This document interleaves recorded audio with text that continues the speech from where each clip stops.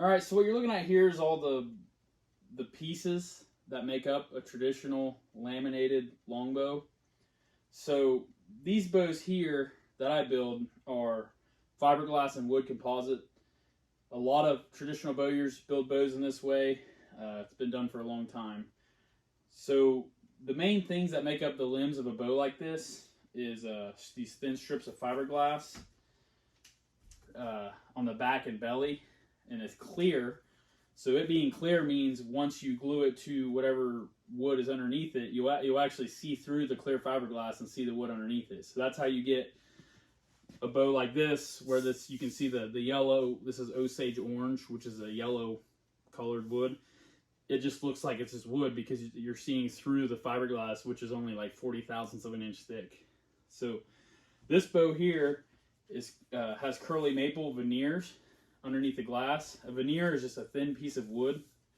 The term veneer is used in more than just bow building.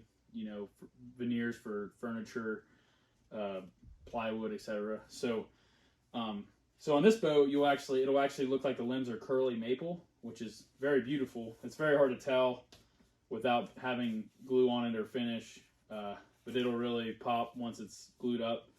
And so then that's what you'll see. So you have that goes on top of this glass right here.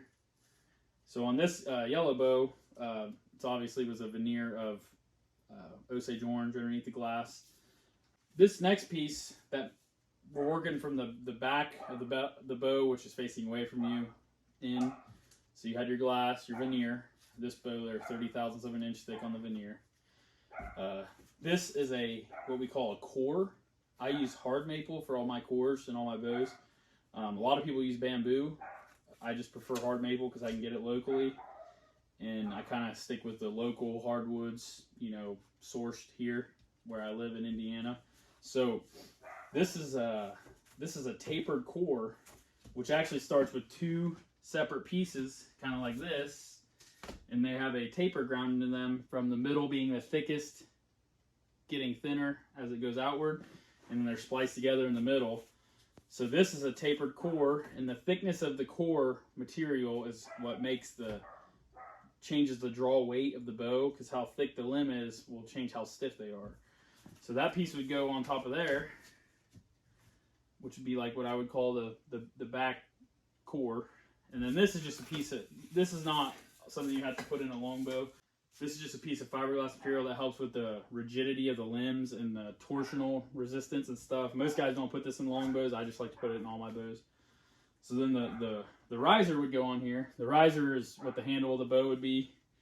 So you can see this bow here is obviously a little bit different wood and stuff, but that's the riser once it's shaped and cut out and everything. So this is just the blank, is what I call them, the riser blank. And this one is the curly maple to match the limbs, as well as some curly white oak. And all my risers have a 1/2 inch thick G10 fiberglass reinforcement that runs through them.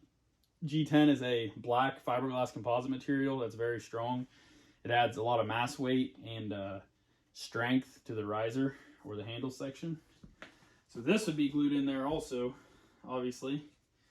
And then you basically have the reverse of what I just put on there. So you have the belly side core, belly veneer, which is curly maple, obviously, and the belly glass. So those would get stacked together.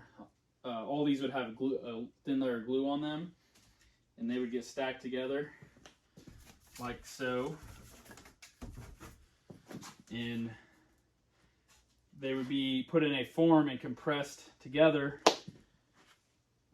Here's the form right here. So they would be compressed together in this form. Here, we can just throw it up there just to give a better visualization of what this entails. So these layers would all be sandwiched together in the form. And then so pretend those have glue on them. They're all sandwiched in there. I'll kind of tape them in place, put some stuff to plastic so it don't get glue everywhere, blah, blah, blah. So there's a top half of the form that bolts on here through these holes, but I would lay a air hose across here and then bolt the top half on and air that air hose up, and that expansion from that air pressure will cause these to compress and take shape of this form. Squeeze out all the excess glue, air, and make the bow take the shape of this form. So once it's dry, you get the shape of the bow. This bow is the same model, just different kinds of wood. You can see that it takes that shape, and then you would just build the bow from there. So once this comes out of the form, I would be called what I would call a bow blank then, and then I would clean up all the excess glue and cut the limbs out, shape the riser, all the good stuff. We'll make some videos on that, but I just wanted to mainly make a short video going over the layers and the pieces that make a bow up. I know a lot of people that are new to it don't really realize how many pieces are actually make up the limbs of a bow. And when I first got into this, I didn't really realize it either. I didn't, everyone said you could buy veneers and tapers, and I never knew what any of that was. All they're referring to is these strips of wood and material that get glued together.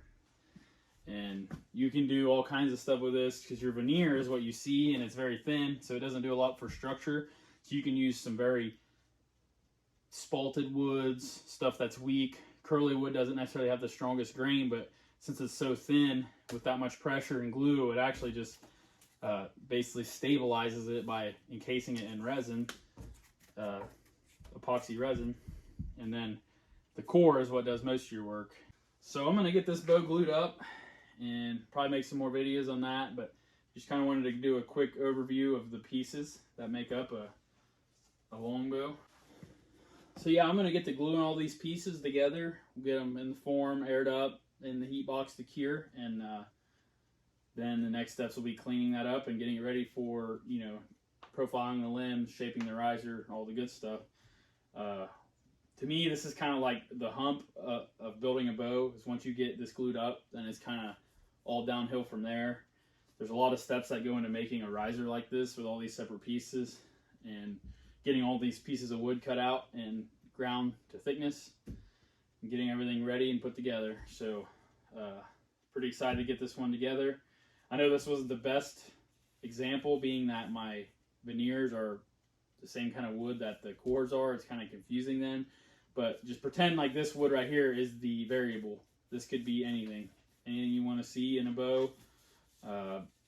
The possibilities are endless. Any wood you can think of, or I mean, even people even do more than wood. So certain different things I've seen. So